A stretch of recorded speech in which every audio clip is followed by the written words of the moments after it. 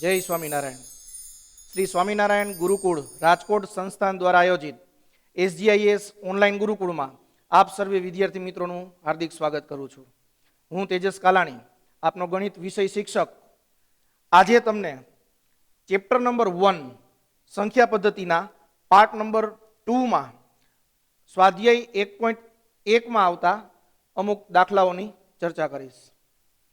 તે પહેલા આપણે પાર્ટ 1 ની અંદર જોયું કે અલગ અલગ પ્રકારની જે સંખ્યાઓ છે એની અંદર પ્રાકૃતિક સંખ્યાઓ, પૂર્ણ સંખ્યાઓ, પૂર્ણાંક સંખ્યાઓ, સમય સંખ્યાઓ, અસમય સંખ્યાઓ, વાસ્તવિક સંખ્યાઓ, આવી અલગ અલગ સંખ્યાઓ જોઈ અને તમને ત્યારે કીધું હતું કે સમય સંખ્યા અને અસમય સંખ્યા આ બંને સંખ્યાઓનું ખાસ ઇમ્પોર્ટન્સ છે. આ ચેપ્ટરની અંદર આ બંને સંખ્યાઓ ખૂબ જ પૂછાય છે, એનો કન્સેપ્ટ વધારે પ્રમાણમાં આવે છે. તો પહેલો જ પ્રશ્ન છે કે શું શૂન્ય એ સમય સંખ્યા છે? શું શૂન્યને આપણે સમય સંખ્યા કહી શકીએ? તથા બીજો પ્રશ્ન એવો પૂછેલો છે કે શું તેને પી અને ક્યુ એટલે કે પીના છેદમાં ક્યુ સ્વરૂપમાં દર્શાવી શકાય? તો આ પ્રશ્નનો જવાબ છે હા. શૂન્ય એ સમય સંખ્યા પણ છે અને સમય સંખ્યા કહેવાય તો કે પીના છેદમાં ક્યુ સ્વરૂપમાં હોય. તેમાં પણ ખાસ શરત, પી કેવો હોવો જોઈએ તો કે પૂર્ણાંક. ઉપર છે એ કોઈ પણ પૂર્ણાંક ચાલે, પરંતુ ક્યુ જે છેદ છે એમાં 0 સિવાયની સંખ્યા એટલે કે શૂન્યતર પૂર્ણાંક હોવો જોઈએ. તો શૂન્યને જો આપણે સમય સંખ્યા કહી શકીએ તો એ પીના છેદમાં ક્યુ સ્વરૂપમાં તો આવવું જ જોઈએ. તો આપણે શું શૂન્યને પીના છેદમાં ક્યુ એટલે કે અંશના છેદમાં છેદ એટલે કે અંશ છેદ સ્વરૂપમાં દર્શાવી શકાય છે? તો જોઈએ આપણે. બરોબર, તો શૂન્યને કઈ રીતે દર્શાવી શકાય? તો આપણે આ સ્વરૂપે દર્શાવી શકાય: 0/1, 0/2, 0/3 સ્વરૂપે લખી શકાય. આ સ્વરૂપે લખી શકાય. તથા હજુ પણ 0/-1, 0/-2, 0/-3 આ સ્વરૂપે પણ લખી શકાય.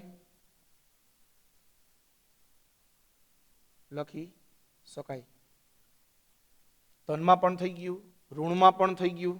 બરોબર, તો અંતે આપણે એવું કહી શકીએ, તેથી શૂન્યને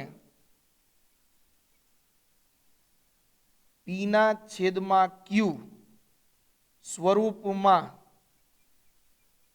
લખી શકાય.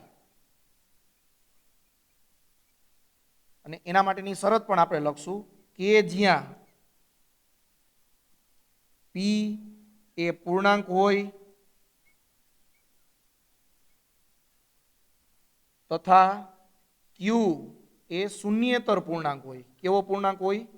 શૂન્યેતર પૂર્ણાંક હોય. તેથી પીના છેદમાં ક્યુ સ્વરૂપમાં દર્શાવી શકાય. તેથી શૂન્ય એ સમય સંખ્યા છે. તો પેલો પ્રશ્ન હતો કે શું શૂન્ય એ સમય સંખ્યા છે? તો કે હા, શૂન્ય એ સમય સંખ્યા છે. એના માટે જે બીજો પ્રશ્ન છે પેલા સાબિત કરવો પડ્યો કે શું તેને પીના છેદમાં ક્યુ સ્વરૂપમાં દર્શાવી શકાય? તો કે હા, તેને પીના છેદમાં ક્યુ સ્વરૂપમાં દર્શાવી શકાય. કઈ રીતે? તો ધન પૂર્ણાંકમાં પણ જોયું કે કઈ રીતે આપણે દર્શાવી શકાય. તો કે 0/1 એટલે 0 જ થાય, 0/2 એટલે 0 જ થાય, 0/, કોઈ પણ સંખ્યા હોય એટલે 0 થાય. પણ કોઈ પણ સંખ્યા એટલે કઈ? તો કે શૂન્યેતર પૂર્ણાંક. એટલે છેદમાં છે એ શૂન્ય સિવાયની તમે કોઈ પણ સંખ્યા લઈ શકો. એ ચાહે ધન સંખ્યા પણ હોય અને ચાહે ઋણ સંખ્યા પણ હોય. તો એ આપણે ઉદાહરણ દ્વારા દર્શાવ્યું અને સાબિત કર્યું કે તેને પીના છેદમાં ક્યુ સ્વરૂપમાં દર્શાવી શકાય. એટલા માટે તે કેવી સંખ્યા છે? સમય સંખ્યા છે. ચાલો, હવે બીજો પ્રશ્ન છે કે તમને કોઈ પણ બે નંબર આપી દીધા છે. અહીં આપેલા છે 3 અને 4. તો 3 અને 4 વચ્ચે તમારે કોઈ પણ ગમે એટલી સંખ્યા મળે, પણ આપણને માંગી છે 6 સમય સંખ્યા.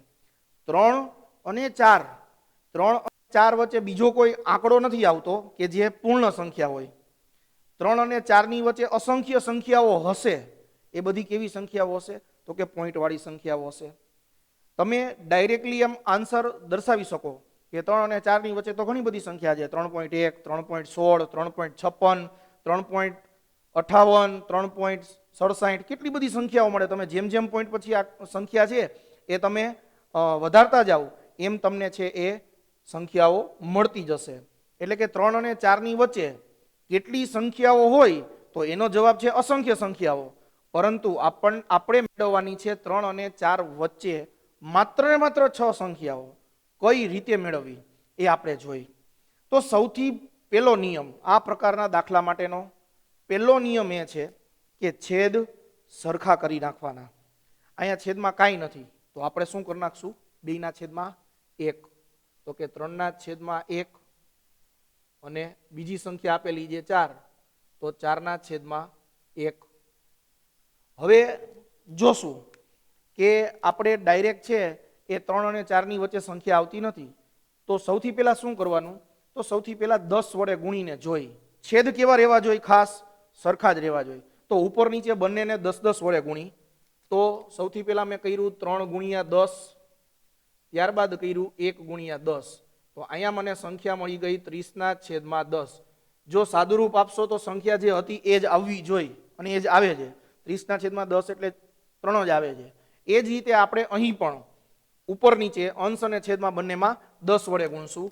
એટલે કે 4 ગુણ્યા 10 અને 1 ગુણ્યા 10. તો અહીંયા સંખ્યા આવી ગઈ 40 ના છેદમાં 10. તો વિદ્યાર્થી મિત્રો બંનેમાં છેદ કેટલા છે? તો કે 10. હવે ઉપરની સંખ્યાઓ જુઓ તો ઉપરની સંખ્યાઓ 30 અને 40 છે. તો શું 30 અને 40 ની વચ્ચે 6 સંખ્યાઓ દર્શાવી શકાય? તો કે હા, 30 અને 40 ની વચ્ચે 6 સંખ્યાઓ દર્શાવી શકાય. તો હવે આપણો જવાબ કે જે 6 સમય સંખ્યાઓ મેળવવાની છે, જે અંશ અને છેદ એટલે કે p ના છેદમાં q સ્વરૂપમાં હશે એવી 6 સમય સંખ્યાઓ આપણે મેળવી શકશું. સૌથી પહેલા કહેશું અહીં દર્શાવેલ સંખ્યા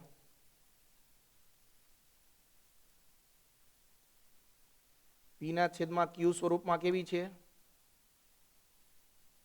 સમય છે. હવે માગેલ સંખ્યાઓ, માગેલ કેટલી સંખ્યાઓ? તો કે 6 સંખ્યાઓ. હવે તમે 30 અને 40 ની વચ્ચે કોઈ પણ સંખ્યા લઈ શકો. જેમ કે 31 ના છેદમાં છેદ બધામાં કેવો રહેશે? 10. 32 ના છેદમાં 10. 33 ના છેદમાં 10. ધારો કે 34 નથી લેવું, 35 લઈ કોઈ પણ સંખ્યા લઈ શકો. 35 ના છેદમાં 10. 37 ના છેદમાં 10. 39 ના છેદમાં 10. આ તમારો શું થઈ ગયો? આન્સર. તો વિદ્યાર્થી મિત્રો આ પ્રકારના સમ પૂછાશે જ. કોઈ પણ બે સંખ્યા આપેલી હોય. હજી નેક્સ્ટ ક્વેશ્ચન આવશે, અંશ છેદમાં આપ્યું હોય તો કઈ રીતે કરવું, બરાબર, એ આપણે હમણાં જોઈએ. પરંતુ કોઈ પણ બે સંખ્યા તમને આપેલી હોય, એની વચ્ચે તમને ગમે એટલી સમય સંખ્યા મેળવવાનું કહીએ તો એની આ એક પ્રોપર મેથડ છે કે તમે આ મેથડથી તમે એની સમય સંખ્યાઓ જેટલી મેળવવાની છે એ તમે મેળવી શકો. બરાબર. ત્યારબાદ હવે કેવી સંખ્યાઓ આપેલી છે કે જેમાં છેદ આપેલા છે? અહીં કેવી સંખ્યાઓ હતી જેમાં છેદ આપેલા નહોતા? આપણે છેદ તરીકે એક એક લઈને જોયું. પણ અહીં કેવું છે? તો કે 3 ના છેદમાં 5 અને 4 ના છેદમાં 5.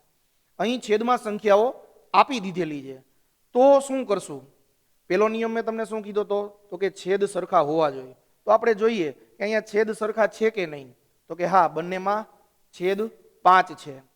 તો હવે બીજી વસ્તુ કે આ બંને સંખ્યાની વચ્ચે કેટલી સમય સંખ્યા મેળવવાની છે? તો કે 5 સમય સંખ્યા મેળવવાની છે. તો આપણે જોશું કે ઉપર 3 અને 4 છે તો 3 અને 4 ની વચ્ચે સંખ્યા દેખાતી નથી કે જે પૂર્ણ સંખ્યા હોય. તો એના માટે પણ આપણે આમાં જે રીતે આપણે 10 વડે ગુણાકાર કર્યો એ જ રીતે અંશ અને છેદમાં આપણે 10 વડે ગુણાકાર કરી અને ચેક કરશું કે પછી ત્યાર પછી તેમની વચ્ચે સંખ્યાઓ આવે છે. તો જોઈએ. તો સૌથી પહેલા 3 ના છેદમાં 5. અહીં સંખ્યાઓને આપણે કેટલા વડે ગુણશું? તો કે 10 વડે. તો 3 ગુણ્યા 10 છેદમાં 5 ગુણ્યા 10 એટલે અહીં સંખ્યાઓ કેટલી થઈ ગઈ તો કે 30/50. કેટલી સંખ્યાઓ થઈ ગઈ 30/50. અને જે બીજી સંખ્યા આપેલી છે 4/5 અહીં પણ કેટલા વડે ગુણશું તો કે 4 × 10 અને 5 × 10. બરાબર 10 વડે ગુણ્યા એટલે ઉપર નીચે બંનેમાં 10 વડે ગુણી એટલે કેટલા થાય 40/50. તો અહીંયા પણ ફોર્મેટ સેમ રાખશું એટલે કે વ્યવસ્થિત સમજી શકાય. તો અહીંયા પણ શું લખશું અહીં દર્શાવેલ સંખ્યા પીના છેદમાં ક્યુ સ્વરૂપમાં કેવી છે સમય છે. પીના છેદમાં ક્યુ સ્વરૂપમાં સમય છે. પીના છેદમાં ક્યુ સ્વરૂપમાં સમય છે. હવે વાત રહી સંખ્યાઓની. તો આપણી પાસે કેટલી સંખ્યાઓ માંગેલી છે તો કે 5. 5 જ સંખ્યા આપણે લખવાની છે. તો વિચારી કે 30 અને 40 તો એની વચ્ચે આરામથી આપણે 5 સંખ્યા આપણને ગમે એવી સંખ્યાઓ આપણે દર્શાવી શકીએ. તો હવે માગેલ સંખ્યા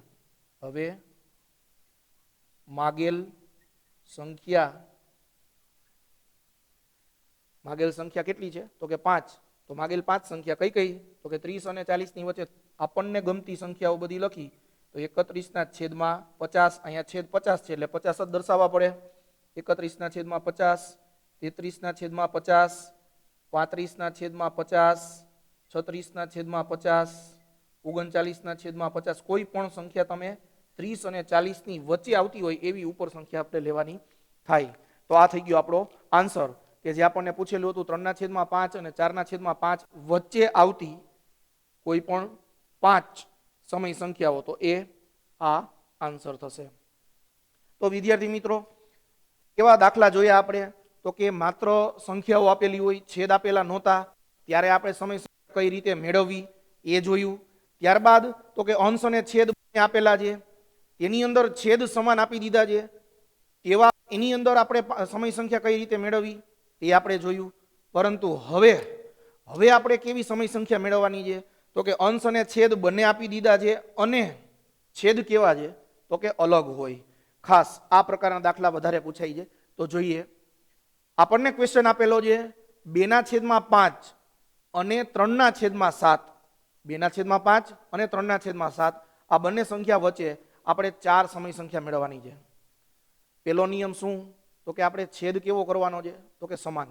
તો છેદ સમાન કરવા માટે આપણે અહીં 5 આપેલા છે અને 7 આપેલા છે. તો જ્યાં 5 આપેલા છે ત્યાં બંને ઉપર નીચે 7 વડે ગુણશું અને જ્યાં આપણને છેદમાં 7 આપેલા છે ત્યાં ઉપર નીચે એટલે કે અંશ છેદમાં 5 વડે ગુણશું તો આપણને બંનેનો છેદ સમાન મળે. સૌથી પહેલું કામ છેદ સરખા કરવાનું થાય. ત્યારબાદ પછી આપણે ચેક કરશું કે ઉપર જે સંખ્યા આવે છે તેની અંદર આપણને 4 સંખ્યા જોઈતી સંખ્યા મળી જાય છે કે નહીં. જો ન મળે તો પછી આપણે આ પ્રમાણેની પ્રોસેસ ફરીથી કરવાની રહેશે. તો શરૂ કરીએ આપણે આ દાખલો. તો સૌથી પહેલા આપણને આપેલું છે 2/5. તો અહીં છેદ સરખા કરવા માટે બીજી સંખ્યામાં જે છેદ છે એને આપણે અહીંયા ગુણશું એટલે 2 × 7 થશે અને 5 × 7 થશે. તો 2 × 7 કેટલા થાય તો કે 14 અને 7×5 કેટલા થાય તો કે 35. આપણને પેલી સંખ્યામાં આ રીતના આગળ જતા સાદુરૂપ આપતા આપણને સંખ્યા મળી ગઈ છે 14/35. હજી યાદ રાખજો સાદુરૂપ આપતા આપણને જે સંખ્યા આપેલી છે એ આવવી જ જોઈએ. બરાબર હજી તમે આનું સાદુરૂપ આપો તો સંખ્યા 2/5 આવી જ જાય. અને બીજી કઈ સંખ્યા તમને આપેલી છે તો કે 3/7. હવે તો કે સામેની સાઈડમાં બીજી સંખ્યામાં છેદ કેટલો આપેલો છે તો કે 5. તો અહીં અંશ અને છેદમાં આપણે કેટલા વડે ગુણવું પડે તો કે 5 વડે. તો 3 × 5 7 × 5. તો અહીં આપણે જો સાદુરૂપ આપી તો 3×5 કેટલા થાય તો કે 15. ત્યારબાદ 7×5 કેટલા થાય તો કે 35. હવે આપણે ચેક કરવાનું છે કે સૌથી પહેલા તો આપણને આ સંખ્યા કેવા સ્વરૂપમાં આવી ગઈ તો કે પીના છેદમાં ક્યુ સ્વરૂપમાં સમય છે. હજી પણ આપણે ચેક કરી તો આની અંદર 14 અને 15 આવે છે. તો શું 14 અને 15 ની વચ્ચે કોઈ પૂર્ણાંક છે તો કે કોઈ પૂર્ણાંક નથી. તો એના માટે ફરીથી આપણે જે પ્રોસેસ કરતા હતા કેટલા વડે ગુણી નાખવાના તો કે 10 વડે ગુણી નાખવાના. ઉપર અને નીચે હજુ પણ 10 વડે ગુણવા પડશે. અહીંયા પેલું કામ આપણે શું કર્યું તો કે છેદ સમાન કરવાનું કર્યું છે. હવે તો કે હવે એ ચેક કરવાનું કે ઉપર જે બંને સંખ્યા મળે છે એની વચ્ચે સંખ્યાઓ લઈ શકાય છે. તો એના માટે હવે આપણે 10 વડે ગુણશું. હવે આપણે શું કરી જી તો કે 14/35 હતા એને આપણે 10 વડે ગુણશું એટલે એ થઈ જશે 140/350 અને 15/35 એને આપણે 10 વડે ગુણશું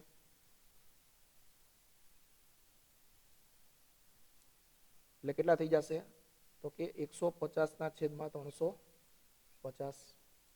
તો હવે વિચારી કે હવે જે ઉપર સંખ્યા આવેલી છે એની વચ્ચે આપણને 4 સંખ્યા મળી જાય છે તો કે હા 140 અને 150 એની વચ્ચે 10 સંખ્યાઓ મળે છે, 9 સંખ્યાઓ મળી જાય છે બરોબર. તો આપણે એમાં 4 સંખ્યા કોઈ પણ દર્શાવવાની છે. હવે દર્શાવેલ સંખ્યા પીના છેદમાં ક્યુ સ્વરૂપમાં કેવી થશે? સમય છે. તેથી માગેલ 4 સમય સંખ્યાઓ, તો માગેલ 4 સમય સંખ્યાઓ આપણે કઈ કઈ દર્શાવશું તો કે 141/350, 144/350 આપણને જે અનુકૂળ આવે એ સંખ્યાઓ તમે 140 થી 150 ની વચ્ચે કોઈ પણ ઉપર લખી શકો. તો 145/350 છેદમાં તો જે આવતું હોય એ જ રહેશે. 147/350 તો આપણને આ 4 સમય સંખ્યાઓ માગેલી હતી. તો વિદ્યાર્થી મિત્રો, સ્વાધ્યાય 1.1 ની અંદર આ 4 દાખલા તમને આપેલા છે. સૌથી પહેલા દાખલાની અંદર જોયું કે શું શૂન્ય એ સમય સંખ્યા છે તો કે હા શૂન્ય સમય સંખ્યા છે, તેને પીના છેદમાં ક્યુ સ્વરૂપમાં દર્શાવી શકાય છે. ત્યારબાદના જે 3 દાખલા છે જેમાં અલગ અલગ તમને 2 સંખ્યાઓ આપેલી હોય એની વચ્ચે 5, 4, 6 એવી તમને સમય સંખ્યાઓ મેળવવાનું કહીએ તો કઈ રીતે મેળવવું એ આપણે જોયું. આશા રાખું છું કે તમને આ 4 ક્વેશ્ચન ખૂબ જ ઇઝીલી સમજાઈ ગયા હશે. હવે પછીના નેક્સ્ટ પાર્ટની અંદર આપણે સંખ્યા રેખા ઉપર સંખ્યાઓનું નિરૂપણ કઈ રીતે કરશું તેની ચર્ચા કરશું. ત્યાં સુધી જે 2 પાર્ટ તમને કરાવેલા છે એનું ખાસ રિવિઝન કરજો અને આ પ્રકારની બીજી પણ જે કંઈ પણ સંખ્યાઓ હોય તેની વચ્ચે કઈ રીતે આપણે સમય સંખ્યાઓ મેળવવી તેના ક્વેશ્ચન અલગ અલગ પ્રેક્ટિસ બુકની અંદર આપેલા છે, તેની પણ ખાસ પ્રેક્ટિસ કરજો અને આ પ્રકારના કન્સેપ્ટને વધુમાં વધુ ક્લિયર કરજો. આ વિડીયોને લાઈક કરજો, શેર કરજો અને હજુ પણ જે વિદ્યાર્થીઓએ અમારી આ ચેનલને સબસ્ક્રાઇબ નથી કરી એ સબસ્ક્રાઇબ કરજો. સૌને મારા જય સ્વામિનારાયણ.